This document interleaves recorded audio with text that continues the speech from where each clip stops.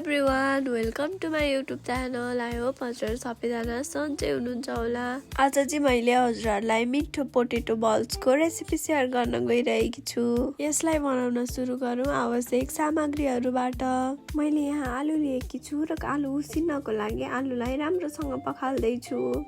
मलाई आश छ कि मेरो भिडियो अन्तिमसम्म हेरेर हजुरहरूले साथ दिनुहुनेछ।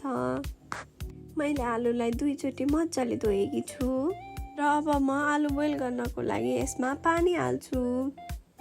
आवश्यक पानी लगाइसकेपछि कुकरको पिर्को लाउँछु र ग्यासको फ्लेम अन गरेर म यसलाई बोइल हुनको लागि छोडिदिन्छु।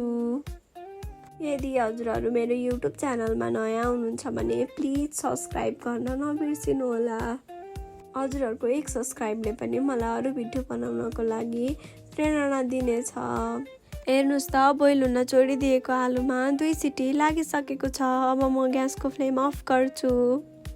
अब यसको ढक्कन खोलेर हेरौँ। हेर्नुहोस् त, हाम्रो आलु राम्रोसँग पाकिसकेको छ। अब म कुकरमा भएको आलुलाई एउटा बाटामा ट्रान्सफर गर्छु। यसमा चिसो पानी एड गर्छु। यो राम्रोसँग सेलाइसकेको थिएन, त्यसैले मैले यसमा चिसो पानी एड गरेर यसलाई तास्दैछु। हजुरहरूले पोटेटो बल्सलाई चाहिँ स्न्याकको रूपमा पनि लिन सक्नुहुनेछ। अब म आलुलाई काँटाको सहायताले राम्रोसँग मसिनो पारेर म्यास गर्छु। हेर्नुहोस् त, मैले सबै आलु म्यास गरेर भ्याइसकेँ। अब म यसमा मकैको पिठो अथवा कर्नफ्लोर एड गर्दैछु। मैले यति आलुमा 4 चम्चा कर्नफ्लोर एड गरेकी छु। अब म कर्नफ्लोर र आलुलाई राम्रोसँग मिक्स गर्छु। हजुरहरूले यो पोटेटो बल्सको रेसिपी एकचोटि घरमै ट्राई गर्नुहोला। कर्नफ्लोर र आलुलाई मैले राम्रोसँग मिक्स गरेकी छु र मैले यसमा थोरै तेल पनि एड गरेकी छु। तेल एड गरेर पनि मैले यसलाई राम्रोसँग मिक्स गरेकी छु। हजुरहरूलाई मेरो भिडियो कस्तो लाग्छ कमेन्ट मार्फत अवश्य बताउनु होला। अब मैले यसमा थोरै धुलो खोर्सानी एड गरेकी छु र मैले यसलाई पनि राम्रोसँग मिक्स गरेकी छु।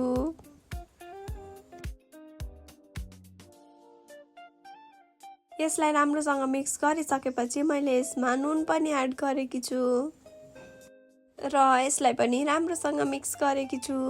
यदि हजुरलाई कुनै भिडियोको रेसिपी चाहिएको छ भने प्लिज कमेन्ट मार्फत अवश्य बताउनु होला। हेर्नुहोस् त, पोटेटो बल्स बनाउनको लागि हाम्रो आलु रेडी भइसकेको छ। अब म ग्यासको फ्लेम अन गर्छु र एउटा कराई बसाउँछु र कराई राम्रोसँग तात्नको लागि छाडिदिन्छु। अब म यसलाई हातको सहायताले सानो सानो बल बनाउँछु। यसलाई चाहिँ हजुरहरूलाई कस्तो मनपर्छ त्यस्तै सेप दिन सक्नुहुनेछ। मैले यसलाई चाहिँ गोलो सेप दिएकी छु। यसलाई चाहिँ हलुका हातले सेप दिनुपर्ने हुन्छ।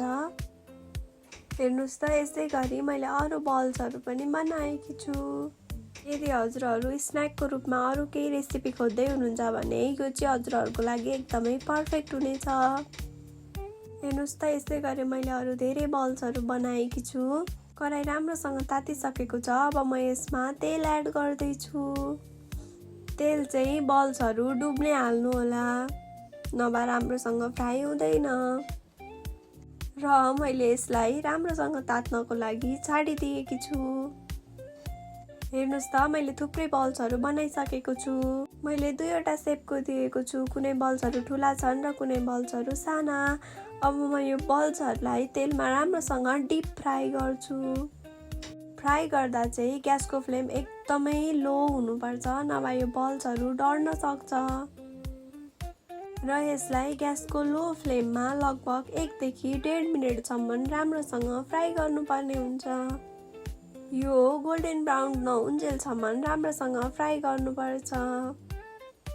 हजुरहरू पनि फुर्सदको समयमा यसरी पोटेटो बल्स बनाएर अवश्य ट्राई गर्नुहोला। एकदमै मिठो हुनेछ। हेर्नुहोस् त, हाम्रो पोटेटो बल्स गोल्डन ब्राउन भइसकेको छ। अब म यसलाई निकाल्छु। मैले यसरी नै अरू थुप्रै पोटेटो बल्सहरू पनि फ्राई गरेकी छु। यति बेलासम्म मेरो ग्यासको फ्लेम एकदमै लो रहेको छ। हजुरहरूको यो बल्स हाल्दाखेरि टाँसिन सक्छ, तर हजुरहरूले आत्तिनु पर्दैन, किनभने यो पाकिसकेपछि आफै छुट्टिन्छ। हेर्नुहोस् त सबै बल्सहरू पाकेर रेडी भइसकेको छ। Thank you for watching.